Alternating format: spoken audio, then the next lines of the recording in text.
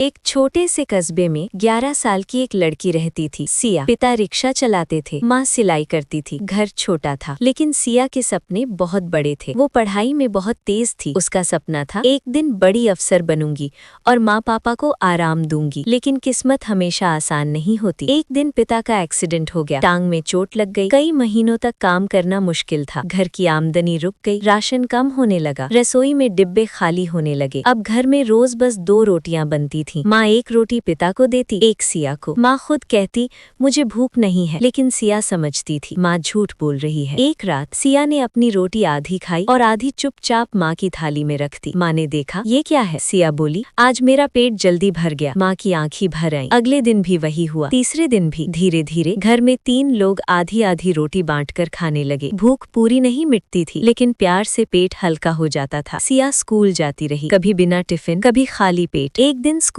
में फीस जमा न होने पर उसे क्लास से बाहर बैठा दिया गया। वो चुपचाप बैठी रही। शाम को घर आकर कुछ नहीं बोली। अगले दिन उसने मोहल्ले के छोटे बच्चों को पढ़ाना शुरू किया। थोड़े थोड़े पैसे मिलने लगे। उसने पहली कमाई से क्या खरीदा? चॉकलेट? कपड़े? नहीं, उसने घर के लिए पूरा आटे का बोरा खरीदा। उस दिन कई दिनों बाद घर में पेट भर रोटियां बनी। पिता ने पहली बार बेटी के सामने सिर झुका लिया। माँ ने कहा, बेटियां बोझ नहीं होती, सहारा होती हैं। साल बीतते गए। सिया ने पढ़ाई जारी रखी, मेहनत की, स्कॉलरशिप पाई। एक दिन वही लड़की अफसर बनकर उसी कस्बे में लौटी। लोग तालियां बजा रहे थे, लेकिन सिया की आंखें भीग गईं जब उसे याद आया वो दिन जब उसने आधी रोटी खाई थी। सीख, गरीबी इंसान को छोटा नहीं बनाती, संघर्ष इंसान को बड़ा बनाता है।